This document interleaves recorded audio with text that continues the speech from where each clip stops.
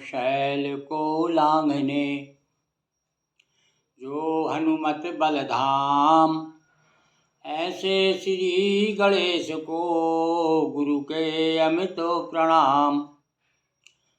गौरी के गिरिजेश के प्यारे पुत्र गणेश सहित शारदा नर्मदा आओ हृदय प्रदेश। विघ्न शैल को लांघने।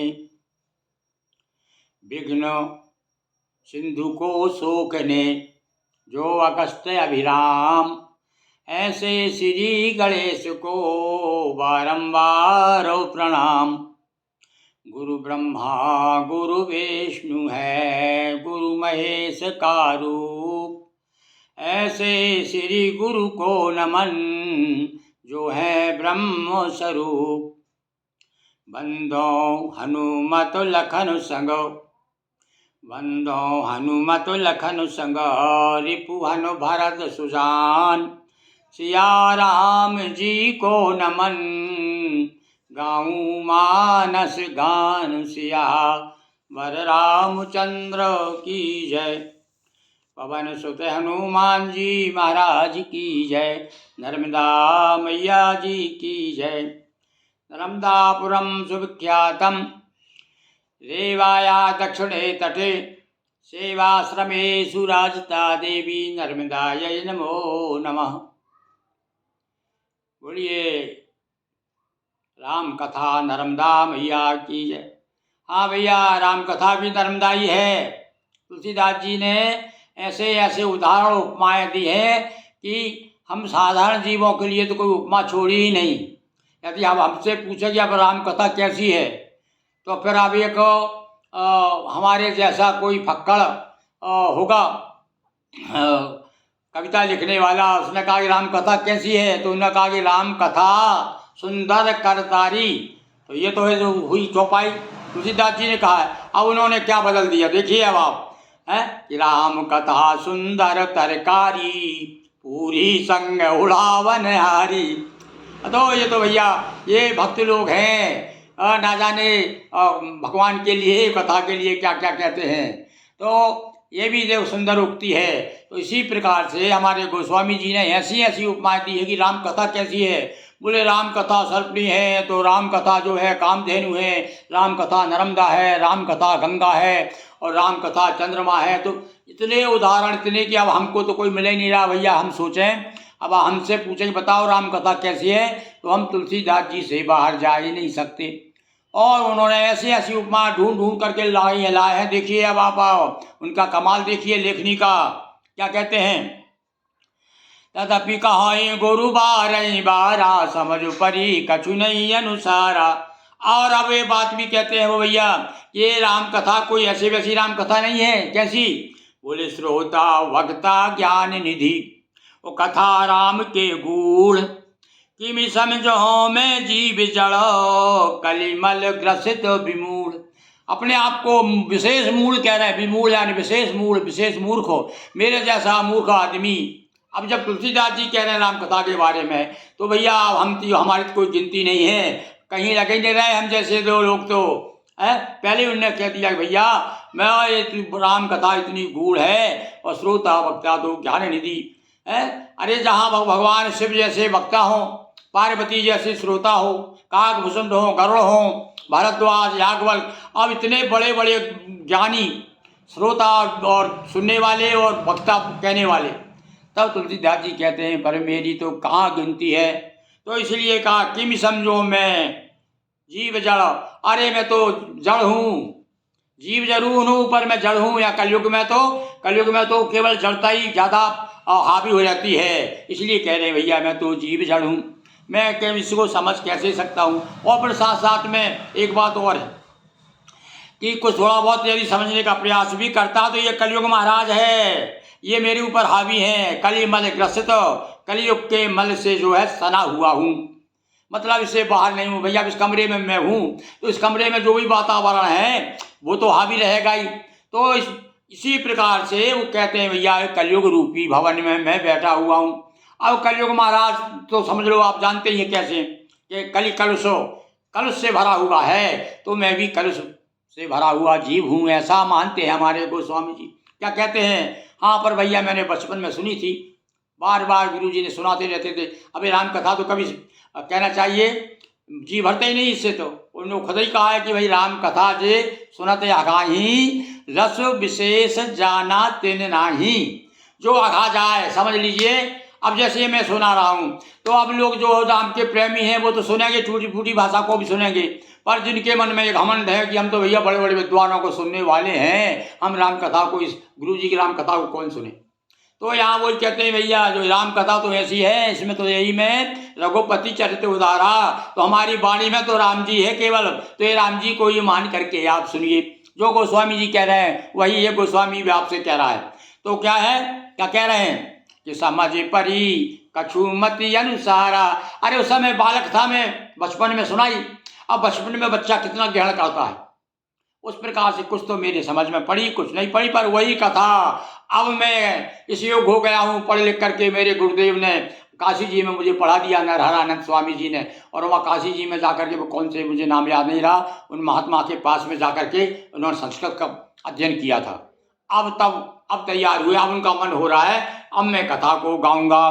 भाषा बद्ध कर अभी मैं सोई, और मैं उसको भाषाबद्ध करने, सोई यानी वही कौन सी जो मेरे गुरु ने जो बताई है। अब यहाँ पर आप नहीं कर सकते भैया इन्होंने कहाँ से अध्यात्म रामायण से ली, या वाल्मीकि रामायण से ली, या काकभूषुंड रामायण से ली, कहाँ से लिया। नहीं, उन्होंने कह दिया भैया जो गुरु से मैंने सुनी उसी को विस्तार दे रहा हूँ, भाषाबद्ध यानी अपनी भाषा में, अपनी भाषा में कह रहा हूँ।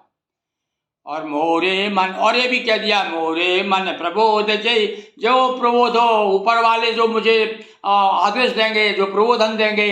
अरे तो भाई वो तो मैं भी कहते रहता हूँ ना आपसे कि भैया मैं तो केवल माइक हूँ, बोलने वाला तो कोई दूसरा ही है, वही उतरता रहता है, जो कहलवा देता है वही कह लेता हूँ। तो इसलिए आप मेरी वाणी पर और मेरी कहने पर ध्यान नहीं देंगे। आप ये दीजिए कि हम तो राम कथा रामायण वाँच रहे हैं, आपको यदि समय है तो आप भी उसका आनंद लीजिए। तो क्या कह रहे हैं वो, जैसे कछु बुद्धि विवेक बल मोरे। हाँ, मेरे पास जितना बल है, अब वैसे वो बल उनका खुद का नहीं है, वो कह रहा है जरूर मेरा, पर ये बल किसका है, ये रघुनायक का बल है। आगे कहेंगे इस बात को वो, जैसे कछु बुद्धि विवेक बल मेरे। अब यहाँ पर भैया ये तो साधारण बात है, व्यवहारिक रूप में कहनी पड़ता है भैया रामायण कौन बाँच रहा, बोल मैं बाँच रहा हूँ, ये तो कहनी पड़ेगा ना। तो इसलिए उन्होंने कहा है। पर वैसे तो भैया वो तो ये जानते हैं, सीधी सी बात, जो भी है शिव जी की कृपा, हनुमान जी की कृपा से कह रहा हूँ मैं। और जो भी मेरे पास में बुद्धि है, विवेक बल है, तस कही हो। अब देखो आगे नहीं बात, वो सब कहूँगा मैं, पर प्रेरणा किसकी रहेगी है? मैं तो केवल माइक हूँ, बोलने वाला कोई दूसरा। ये हरि के प्रेरे, हरि यानी भगवान जो ऐसे प्रेरणा। हरि के दो अर्थ है यहाँ पर, हनुमान जी की परम कृपा है, तुलसीदास जी पर भी आपको मालूम है, उन्होंने भगवान जी को मिला है। तो यहाँ हरि से अर्थ भी ये भी ले सकते हैं अपन कि हनुमान जी जैसी जैसी प्रेरणा देंगे। हनुमान जी ने भी तो एक रामायण लिखी भाई, हनुमान नाटक नाम का, बड़ा संस्कृत में लिखा है, वो तो बड़े विद्वान थे। तो जैसा हरि की प्रेरणा होगी, जैसे भगवान की प्रेरणा, जैसे भगवान विष्णु भी अर्थ हो सकता है, तो जैसा भगवान की प्रेरणा होगी वैसी मैं कथा सुनाते रहूँगा। निज संदेह मोह ब्रह्म हरनी। और बोल दिया ये कथा कैसी है, मुझे पूरा विश्वास है, जैसे मैं भी आपके सामने कथा कह रहा हूँ, तो ये मेरे मन में भी बात बार बार आएगी कि तुलसीदास जी क्या कहते हैं, ये कथा संदेह को दूर करेगी, मोह को दूर करेगी, और भय का हरण करेगी, यानी निर्भय हो जाएगा कथा कहने वाला। जब व्यथाएं दूर हो जाती है तो आदमी निर्भय हो जाता है। तो अब जब कथा कहना शुरू किया निर्भयता के साथ में, डंके की चोट पर कोई गलती भी निकालेगा तो मैं उसका सामना करूंगा, ये मतलब कह रहा, निर्भय होकर के, भयहीन होकर के। तो भय को दूर करने वाली कथा है। अरे जब मैं कथा कहूँगा तो अपने आप भय दूर हो जाएगा, मेरे अंदर का मोह दूर हो जाएगा, माया मोह पास में नहीं आएगा, और जो संदेह है ये भी दूर होने वाला। कौरव कथा भव सरिता तरनी, ये बताए ऐसी कथा है भैया, मेरा मोह तो दूर होगा ही, साथ साथ में सुनने वालों का भी, श्रोताओं का भी क्या फायदा पहुंचाती। भाई कोई पूछे कि कथा से क्या फायदा होता है, बोले कथा सुनने से मोह दूर होता है। आपके मन में संदेह है नाना प्रकार के कथा के प्रति, राम जी के प्रति, संसार के प्रति, साधुओं के प्रति, वो सब दूर हो जाएगा, और साथ साथ में आप भयहीन हो जाएंगे, निर्भय हो जाएंगे। ऐसी कथा को। कैसी कथा है वो?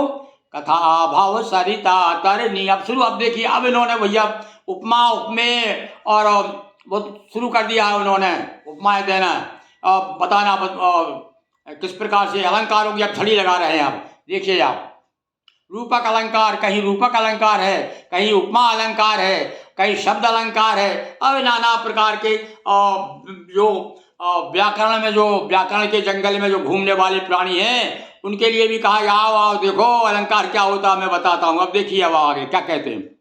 बुधो विश्राम सकल जन रंजनी। बुधो, केवल बुध कहा है बुद्धिमान के लिए, शब्द भाई कविता में लिख रहा है ना। तो जो बुद्धिमान लोग हैं, जो ज्ञानी लोग हैं, जो जिसके पास बुद्धि है, उनको बड़ा विश्राम मिलेगा, उनकी बुद्धि जो है रम जाएगी भगवान की कथा में। ऐसी कथा है भाई ये। और जन रंजनी, और सबका मनोरंजन भी करेगी। मनोरंजन भी होता है, कथा राम कथा है, रामलीला होती तो लोग कैसा मनोरंजन करते हैं, उसमें नाना प्रकार के पात्र भी आते हैं, हास्य भी होता है, और नहीं तो रावण की सभा भी लगा देते हैं रामलीला में, और मनोरंजन होते हैं सब। और आगे 2-4 राक्षस बैठे मंच पर बोतल लेकर के और घूम रहे हैं, और वो क्या बोले, रावण की सेना। तो यहाँ ये तो जनरंजनी हर तरह से हमारा मनोरंजन करने वाली भी है। और राम कथा कली कलश, और खास बात ये है भैया, मूल रूप तो बस आधी चौपाई जो अर्धाली जो है ना, आप इसे याद रखिए। पूरा सार जो है, जो भी आगे बोलेंगे ना, ये तो कविता बढ़ाई है उन्होंने, पर खास बात तो एक ही है। अब लोग तो कहते हैं भैया रामायण का एक लाइन में पूरी रामायण हो जाए, राम रामन्ना और क्या क्या कहते हैं लोग हैं। उसने उनकी सीता हरी, और उसने रावण को मार दिया रामन्ना, और बन गई बोले तुलसी ने लिख दिया पोथन्ना, क्या क्या लोग कहते हैं। तो वो इसका अर्थ है कि सीधा सा मूल सार क्या है उसका, रामायण का। तो सार तो यही कहना चाहते हैं। ये कथा कैसी है? कली कलुष विभंजनी, कलयुग रूपी पाप को और जड़ से नाश करने वाली। अब बहुत बड़ी बात है भाई। पर अब क्या है, हम उस बात को समझ नहीं पाते, ऊपर ऊपर लेते हैं, कहते हैं हाँ भाई चलो रामायण का पाठ कर लो, और जो सवेरे उठे सुंदरकांड का पाठ कर लिया, आरती घुमाई और अपने काम में लग गए। अब ये तो देखा नहीं कि भैया हमारे गोस्वामी जी क्या चाहते हैं, कि आपके जीवन में परिवर्तन करना चाहते हैं, हमारे जीवन में ये बताना चाहते, कथा के द्वारा आपका जीवन में यदि परिवर्तन नहीं हुआ, यदि मान लीजिए मैं कथा सुना रहा हूँ, मैं बिल्कुल थोड़ा भी नहीं सुधरा, तो फिर वो भैया कथा कहना भी मेरा व्यर्थ है और आपका सुनना भी व्यर्थ है। तो वो क्या कह रहे हैं कि कली कलुष विभंजनी, विनाश करने वाली है कलयुग के पापों का। और आगे फिर देखो, अब फिर उपमा दी, कैसी है राम कथा? बोले राम कथा कली पन्नग भरनी। पन्नग कहते हैं काय को? पन्नग यानी देखिए कलयुग रूपी सांप के लिए। अब पन्नग यानी सांप, नहीं सांप, पन्नग यानी मोर होता है भाई, भरनी। तो ये सांप को मार कर, सीधा रास्ता पर समझ लें, कन्नग भरनी करते लगा लें कि राम कथा कलयुग, कली रूपी सांप को मारने के लिए मोरनी है। अब क्या करता है मोर? क्या करता है मोर? सांप को खा जाता है। मैं बताता रहता हूँ आपको, बहुत सारे आपके वीडियो बनाए हमने, और जो टोटके बताए हैं, उसमें टोटके में सबसे प्रमुख है भैया मोर का पंख, मोर की पंख। मोर की पंख है, यदि आपका बच्चा कमज़ोर है, किसी विषय में कमज़ोर है, तो उस विषय की कॉपी में एक मोर का पंख रख दीजिए, फिर आप देखिए उसकी किस प्रकार से बुद्धि विमल होती है। ये मोर का पंख ये काम करेगा। अरे इसीलिए तो भगवान श्री कृष्ण ने अपने शीश पे धारण किया है, कि ऐसा वैसा थोड़ी है मोर का पंख। तो मोर के पंख के आप घर में रखिए, कभी सर्प आपके घर में घुसेगा नहीं। तो जहाँ तक हो जरूर आप जो है अपने पूजन में जहाँ भी है 2-3 मोर के पंख जरूर रखिएगा। तो देखिए, तो ये फिर याद, सबसे पहले याद दिलाई कौन की? मोर पंख की। तो अब यहाँ तक कहते हैं कि भैया एक बार कहते हैं राधा जी को, ये किस कथा ना याद आ गया मुझे, राधा जी को मोर बहुत पसंद है। तो एक बार उनका मोर कहीं गुम गया, तो एक राधा जी बड़ी उदास होकर के बैठी हुई थी। तो कृष्ण भगवान आए, कन्हैया आए, बोले क्या हो? राधा पूछा क्या हो गया, क्या हो गया? तो बोले मेरा मोर गुम गया। तो कहते हैं भैया राधा के लिए कन्हैया खुद मोर बन गए, और मोर बन के उनके सामने नाचे, और वो जो पंख गिरे मोर के पंख, तो वे मोर के पंख हैं भाई। तो ऐसा है ये मोर, तो बताया, उदाहरण दिया कि मोरनी है। राम कथा क्या है? मोरनी है। कलयुग के सांपों को खा जाती है, उन्हीं विवेक पावक कह यानी। और फिर दूसरी उपमा दे दी, बोले ये भैया ये जो है पावक भी है, है। और ये पावक रूपी, पावक को प्रकट करने के लिए, यानी ज्ञान रूपी पावक, उसको प्रकट करने के लिए यज्ञ में क्या करते हैं, अरणी नाम की एक लकड़ी होती, और उसको घर्षण करने से, वैसे माचिस नहीं जलाते यज्ञ में, और प्रकट करते हैं, अग्नि को प्रकट करते हैं अपने आप। तो वो अरणी जो है, अरणी से मंत्रों के साथ में रखते हैं उसको, और जो ही मंत्र बोले जाते हैं और थोड़ा घर्षण करते हैं तो अग्नि प्रकट हो जाती। तो यज्ञ उससे, उस अग्नि अरणी से होते। वो अरणी ऐसी अरणी है। यदि मतलब कहने का सीधा था, देखो अब यहाँ कितनी मार्के की बात कही उन्होंने। घर्षण करने से बुद्धि का, जब आप घर्षण करोगे, कथा सुनोगे, तो अपने अंदर जो है ज्ञान का पावक, भक्ति का पावक, भक्ति की अग्नि प्रकट हो जाएगी। तो संघर्ष से किस प्रकार से, इस प्रकार से अरणी का संघर्ष किया जाता है मंत्रों के साथ में। तो ये मंत्र मान करके चौपाइयों को मंत्र मानिए, और अपनी बुद्धि और हृदय दोनों का घर्षण कीजिए, हैं, या अपने प्रयत्न का घर्षण कीजिए। तो उससे क्या होगा, राम कथा रूपी अग्नि प्रकट हो जाएगी, भक्ति रूपी अग्नि प्रकट हो जाएगी हृदय में। राम कथा कलिका मत गाई, ये कामना पूर्ति करने वाली गाय कामधेनु है। अब देखो आप कहाँ पहुँच गए। अब कामधेनु बता दी, कामधेनु का काम क्या है, वो कथा कामधेनु की आप जानते हैं कि भैया एक बार जो है सहस्त्रबाहु, जो कि जमदग्नि ऋषि जो थे ना, परशुराम जी के पिताजी, तो ये जमदग्नि ऋषि और परशुराम, जमदग्नि ऋषि और सहस्त्रबाहु दोनों आपस में साड़ू भाई थे। एक बार अपनी सेना सहित उधर से निकले, तो मन में विचार आया उनके, चलो यार साड़ू भाई रहते हैं, कोई संत है, साधु महात्मा हो गए हैं हमारे साड़ू भाई, चलो उनके आश्रम में चलते। तो सेना तो वहीं रहने दी, और खुद अपने घोड़े में बैठ करके आ गए। और आकर के और उन्हें बड़ा सोया, अरे भैया साड़ू भाई आया। साड़ू भाई भी ससुराल, साड़ू भाई भी जो है भाई से ज़्यादा सगा है आजकल। तो आप जानते हैं, ससुराल प्यार लगी जब ते, रिप रूप कुटुंब भयो तब थे। तो साड़ू भाई, अब भैया साड़ू भाई आए, बड़ा सत्कार किया। अब पूछा, आए राजन कैसे आए, आइए आइए आइए। अरे बोले आए हम तो मिलने आए, हम जाने हमारी सेना उधर है। बोले लाइए सेना को भी लाइए ना। तो इसको मन में आ गया, अरे महाराज तुम्हारे घर में भूंजी भांग नहीं होगी, ये इतने बड़े आश्रम में क्या रखा, मेरी सेना भोजन कराइए क्या। तो थोड़ा घमंड भी रहता है भाई राजा को, पैसाओं का बड़ा, कहते ना ये जो धन होता है ना, एक किसी कवि ने कहा है, कनक, कनक यानी सोना, कनक यानी धतूरा। तो देखिए क्या उदाहरण दिया है, जिनके पास में धन होता है, वे जो धनवान होते हैं, उनको ये धन का एक अलग ही नशा होता है। कहते कनक कनकते 100 गुनी, मादकता अधिकार, और ये पाए बोरा ए खाए बोरा, ये नर हो पाए बोधा बोरा है। और कनक खाने से, एक कनक ऐसा धतूरा खाने से तो बोरा जाता है, आदमी पागल हो जाता है। और दूसरा कनक ये है, इसके पाने से, प्राप्त करने से बोरा जाता है आदमी। तो वो तो भैया राजा था, सहस्त्रबाहु था। उसने कहा कि अरे महाराज क्या रखा आपके पास में, रहने दो, मैं मिल के मैं जाता हूँ। नहीं आप लाओ, हम तो भोजन व्यवस्था करा देंगे, आप बहुत दिनों के बाद में आए, आप हमारे साड़ू भाई हैं। लो साहब, राजा ने सेना बुला ली, और इनके पास में कामधेनु गाय थी जमदग्नि के। तो उन्होंने कामधेनु की प्रार्थना की, पर्दा लगाया, सब सामान रख दिया। तो क्या है, नाना प्रकार के व्यंजन, खूब भरपेट भोजन कराया राजा पूरी सेना को। चक्कर में पड़ गया सहस्त्रबाहु, करे ये क्या हो गया।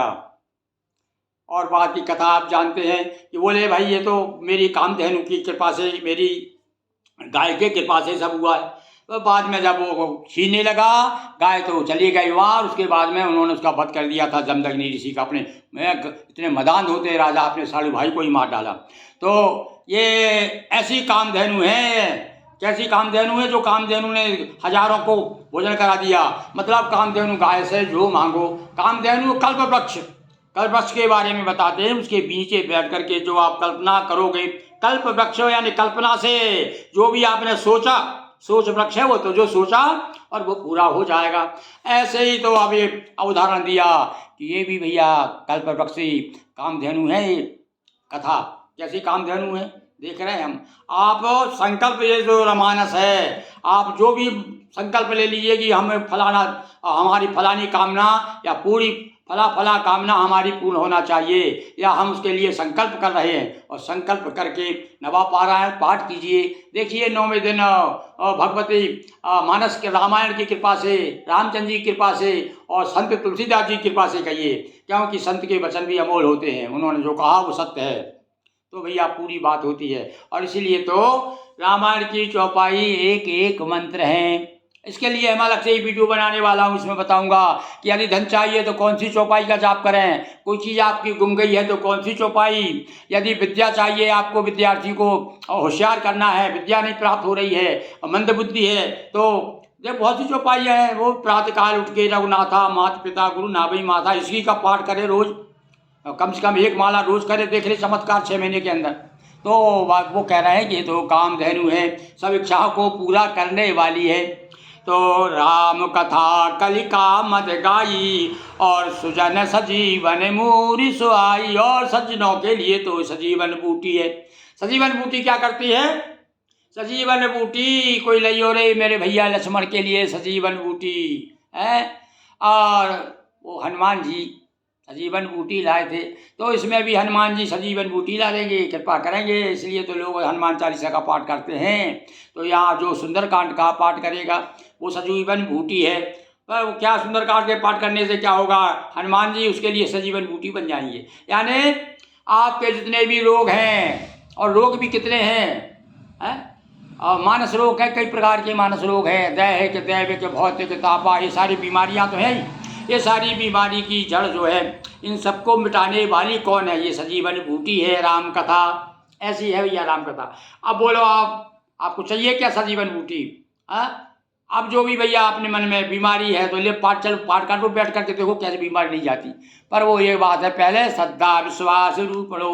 पहले ही बोल दिया उन्होंने कि श्रद्धा और विश्वास जब तक दोनों होना चाहिए, दोनों आँख हो तो आप ठीक से दिखाई देगा, और एक आँख से गड़बड़ हो जाए तो आपको श्रद्धा, और फिर उसके बाद पक्का विश्वास। और यदि पक्का विश्वास है, देखो सत्यनारायण की कथा में यही तो बताया है। जो वैश्य है वो जाता है, जब उसके यहाँ संतान नहीं होती, वो एक जाता है, राजा साहब कथा कर रहे थे, वहाँ लिखा है सत्यनारायण की पोथी में लिखा हुआ कि ना जाने क्यों मेरे मन में विश्वास हो रहा है, तो विश्वास फलदायकम।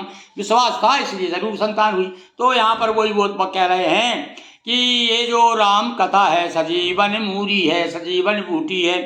सोई वसुधा तल सुधा तरंगनी। तरंगनी यानी नदी है, तरंगनी जिसमें तरंग उठती रहती है। कथा में कैसा आनंद आता है, कौन कौन से प्रसंग सुन रहे हैं हम, इस समय बड़ा आनंद आ रहा है हमको। एक एक शब्द मन हो रहा है कि वर्ष के बारे में आप उसे चर्चा करें। सुधा यानी होता अमृत। ये अमृत की नदी है। अब लीजिए आप, अब अमर होना है आपको, क्या चाहिए आपको? क्या नहीं मिलेगा? अमृत तो क्या नहीं करता है। तो वसुधा तल पृथ्वी के ऊपर तो ये राम कथा जो है अमृत की नदी है। भवभंजनी भ्रम भेक भुवंगनी।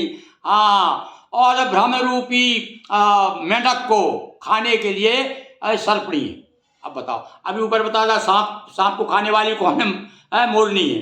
अब यहाँ बता रहा है कि ये सर्पणी है, पर सर्पणी क्या, तो भैया सर्पणी भी है, तो सर्पणी क्या करती है? सर्पणी मेंढक को खा जाती है। सर्प जो है मेंढक खा जाता है ना, पर एक बड़ा कहते हैं भैया बड़ा पीला मेंढक होता है, एक बड़ा मेंढक, वो सांप को खा जाता है, पर वो यार बहुत कम मिलता है। इसलिए लोग ज़्यादातर यही कहते हैं भैया सांपों का भोजन है मेंढक। तो इसलिए उन्होंने कहा कि ये जो है भुवंगनी है, सर्पणी है ये राम कथा। पर सर्पणी कब है?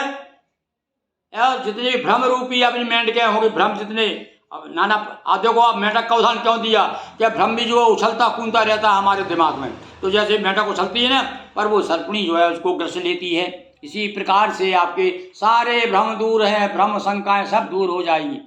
फिर भी भैया कुछ लोग जो है मूर्ख हृदय नाचेत जो गुरु मिले मिलन सम, फिर भी लोग हमसे नाना प्रकार के जाते हैं ना कहीं गाँव में शादी विवाह में, तो भैया बौछार करते हैं, ना जाने कहाँ के प्रश्न लाते हैं, हमारे दिमाग ही काम नहीं करता। ऐसा हो गया तो कैसा हो गया, तो रावण के 10 मुख थे तो 10 सिर थे, तो वो सोता कैसे होगा, करवट कैसे लेता होगा। ये नाना प्रकार के ऐसे कुतर्की लोगों की कमी संसार में नहीं है। तो अब देखिए, अब आगे फिर एक उपमा दी, फिर एक बराबरी बताई कि राम कथा कैसी है।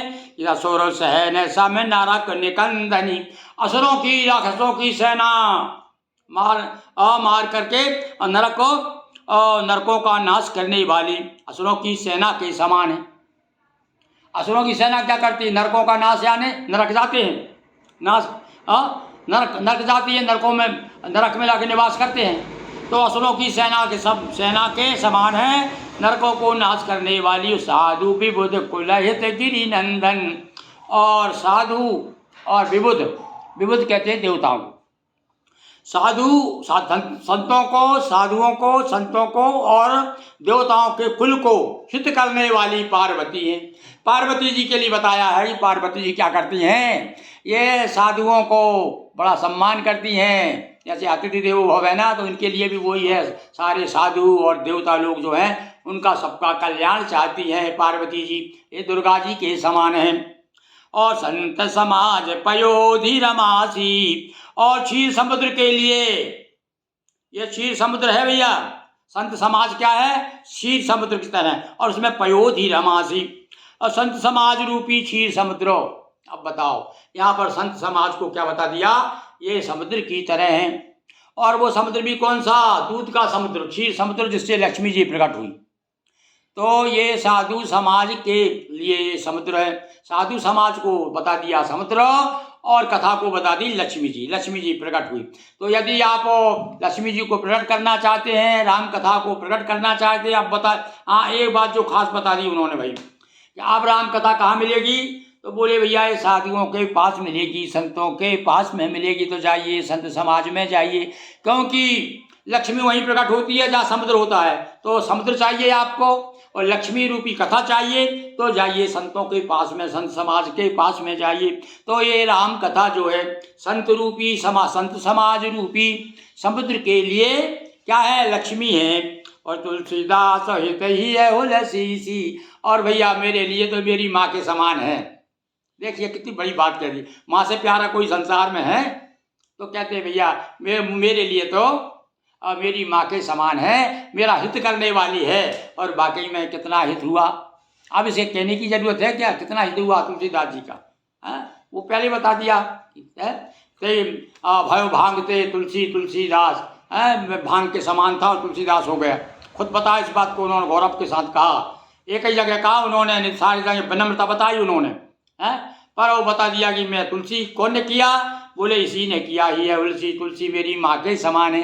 जिस प्रकार से माँ अपने बच्चे का ध्यान रखती है, ऐसे ही भैया ये राम कथा मेरा ध्यान रखती है। शिव प्रिय में कल शैल सुतास, ये देखिए बड़ी विचित्र बात है। कहाँ, तो भैया राजापुर चित्रकूट के पास, कहाँ है राजापुर, उत्तर प्रदेश में। और ये नर्मदा जी कहाँ पर है, ये भैया ये है अपने अमरकंट मध्य प्रदेश, शहडोल जिले में, मध्य प्रदेश में। अब कहाँ तो मध्य प्रदेश और कहाँ उत्तर प्रदेश, कहाँ राजापुर, कहाँ अमरकंटक, और किंतु फिर भी हो सकता है कभी जीवन में ना आए हों इधर। ऐसा कहीं लेख तो हमने नहीं देखा कि भैया हाँ राम जी जरूर आए थे।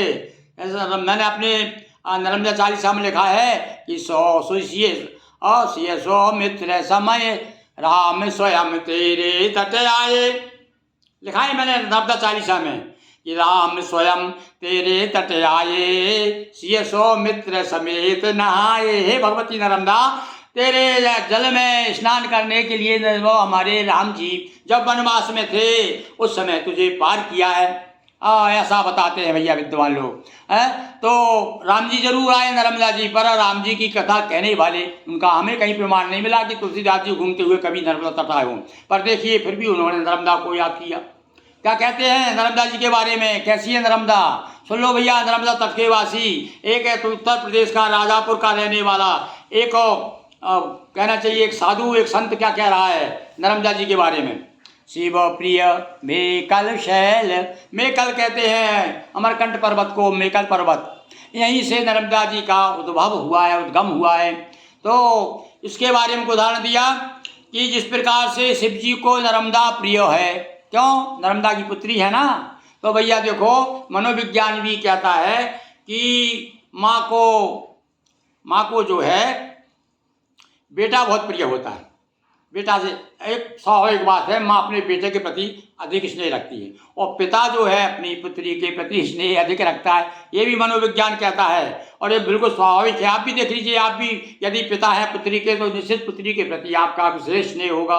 तो यहाँ पर कहते हैं भैया शिव जी को बहुत प्रिय है, क्योंकि उनकी पुत्री है, पुत्र तो है ही उनके, पुत्रों के प्रति भी है उनका स्नेह, पर सबसे ज़्यादा प्रिय नर्मदा जी है शिव जी को। तो जिस प्रकार से शिव जी को नर्मदा जी प्रिय है, उसी प्रकार से ये राम की कथा भी है। अब बताया उन्होंने कि नर्मदा जी क्या देती है, अब सुन लीजिए अब आप ये मैं नहीं बोल रहा हूँ भैया, ये गोस्वामी जी कह रहे हैं, हमारे गोस्वामी तुलसीदास जी। ये गोस्वामी नहीं कह रहा जो आपके सामने बैठा है, वो गोस्वामी जी कह रहे हैं। क्या कह रहे हैं? सकल सिद्धि, जो भी सिद्धियाँ, जितनी सिद्धियाँ आपको प्राप्त करना हो, अब बड़े बड़े सिद्ध नर्मदा के तट पर आज भी कहीं कहीं गुफाओं में तपस्या कर रहे हैं, बड़ी सिद्ध हैं। और सकल सिद्धि सुख, और भैया बाल बच्चे वाले हम तो ग्रस्त आदमी हैं, हमको सुख चाहिए, तो नर्मदा सिद्धि चाहने वालों को सिद्धि देती है, सुख चाहने वालों को सुख देती है, और संपत्ति राशि, और भैया धन चाहने वालों को धन भी मिलता है। ऐसी है नर्मदा। तो देखो आज आपको, आज हम ऐसी संसार में, मैं समझ रहा हूँ विश्व में एकमात्र एक ऐसी नदी नर्मदा है, भगवती नर्मदा ऐसी है जो आदि शक्ति एक जल की धारा में है। और मैंने लिखा है उसमें नर्मदा चालीसा में कि मातु चतुर्भुज रूप सवारा, मातु चतुर्भुज रूप सवारा, और भगतन है तुम भई जलधारा। आप भक्तों के लिए जलधारा, आप स्नेह के रूप में प्रभावित हो रही हैं। अब ये इसलिए केवल नर्मदा की परिक्रमा सारे संसार में एक ऐसी नदी की परिक्रमा की जाती है। और आज भी भैया तीर कोटि तीर्थ 52 करोड़ तीर्थ है नर्मदा जी के किनारे। जितने तीर्थों के नाम प्रमुख हैं वो सब आपको नर्मदा के तट पर मिल जाएंगे। तो जिसने भैया नर्मदा की परिक्रमा कर ली, सारे तीर्थ कर लिए उसने। अब आप उसके लिए यदि और महिमा जानना चाहते हो नर्मदा की, तो आप स्कंद पुराण का रेवा खंड नाम से, जो एक अलग रेवा खंड ही है स्कंद पुराण का, उसका अवगाहन कीजिए कहीं से। वैसे हमारे यहाँ पर नर्मदापुरम में एक बहुत बड़े संत हो गए ओंकारानंद गिरी जी। उन्होंने क्या किया, रेवा खंड को अलग से अर्थ सहित लिख करके और नर्मदा पुराण नाम से प्रकाशित कराया है। तो भैया देखिए उसकी महिमा क्या, देखिए उस महात्मा की, एक साधु की कृपा, देखिए संत की कृपा क्या हुई कि अलग से नर्मदा पुराण उपपुराण हो गया एक। और वो भी अब जहाँ तहाँ जो है, जैसे भागवत कथा होती है, स्कंद पुराण शिव पुराण होते हैं, ऐसे ही अब तो रेवा खंड को नर्मदा पुराण के नाम से होने लगा है। 7 दिन तक पंडित लोग नर्मदा जी की कथा सुनाते हैं। आइए कभी रेवा खंड में, नर्मदा जी के संभाग में आइए, आपको बहुत से पंडित नर्मदा पुराण कहते हुए मिल जाएंगे। तो ऐसी भगवती नर्मदा को स्मरण किया, कहती नर्मदा राम कथा क्या है, राम कथा नर्मदा है। जिस प्रकार से नर्मदा सुख और संपत्ति सिद्धि देने वाली है, उसी प्रकार से ये मैं जो राम कथा गा रहा हूँ ये वो ऐसी देने वाली। सदगुण सुरगण अम्ब वदतिसी, और सदगुण रूपी देवताओं की माँ है, सदगुण की माँ।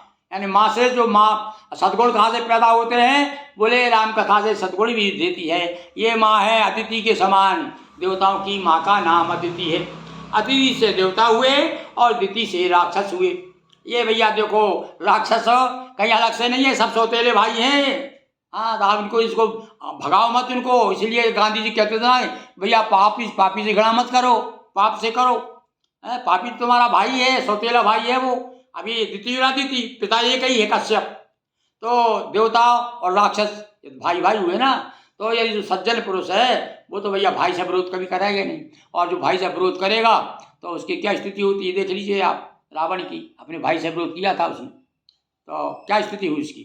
तो सदगुण सुरगण्यम वदतिसी, और रघुबर भगति प्रेम परिमित सी, प्रेम की परम सीमा है।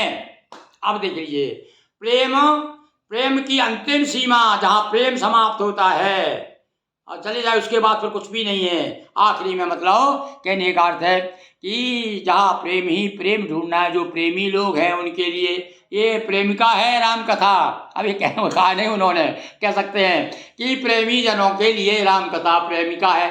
तो प्रेमी जैसे प्रेमिका के प्रति प्रेम करता है ना, कितना प्रेम करता है, रातों की नींद उड़ जाती है उसकी, सारा 24 घंटे घूमती रहती है वही एक ही छवि। तो ऐसे ही संत लोग जो हैं, संत रूपी प्रेमी की प्रेमिका है, उनके लिए तो ये प्रेम ही प्रेम है। तो राम कथा अब देखो मंदाकिनी, चलिए चित्रकूट आ जाइए, वहाँ मंदाकिनी चित्रकूट चित्र चारु, चित्र हो गया चारु यानी सुंदर, चित्र हमारा मन जो है वो चित्रकूट है। और राम कथा क्या है, मंदाकिनी बह रही है। तुलसी सुबह स्नेह वन, और तुलसीदास जी कहते हैं कि जो स्नेह का वन है वही देखो अगर ना प्रेम, स्नेह वही स्नेह वन, प्रेम का वन, स्नेह वन और श्री सीताराम जी। और इसे प्रेम के वन में ये फुलवारी है, ये जनकपुरी की फुलवारी कह सकते हैं हम इसे। ये जनकपुरी की फुलवारी में कौन प्यार कर रहे हैं? ये रामायण जनकपुरी की फुलवारी है, जनक जी की फुलवारी है। इसमें आपको जाएंगे आप तो कुछ माली लोग तो साथ मिलेंगे इधर उधर, पर खास रूप से आपको प्यार करते हुए राम लक्ष्मण मिल जाएंगे, सीता जी मिल जाएंगी, और वहाँ पर लुका छिपी होते हुए भी आप देख सकते हैं। तो भैया ऐसी प्यारी राम कथा है। तो आज बड़ा आनंद आया राम कथा को कहते हुए। तो आज हमने आपके सामने 30 और 31वां दोहा प्रस्तुत किया। इसी प्रकार से हम गोस्वामी जी से भी प्रणाम करते हैं उनको कि वो भी पेड़ ना दें, भगवान से कहें हाँ हमारी बात हो। कहते हैं हम कहते हैं नीलकंठ से, कहते हैं नीलकंठ दशहरे के दिन कहते हैं ना नीलकंठ महाराज नीले रहियो और हमारी खबर राम जी से कहियो। तो हम तो अब गोस्वामी जी से कह रहे भैया कि हमारी खबर ये राम जी से कहियो कि हम बराबर रोज इसी प्रकार से आपका गुणगान करते रहे। बोलिए सियावर रामचंद्र की जय, नर्मदा मैया जी की जय। हर हर महादेव शंभो।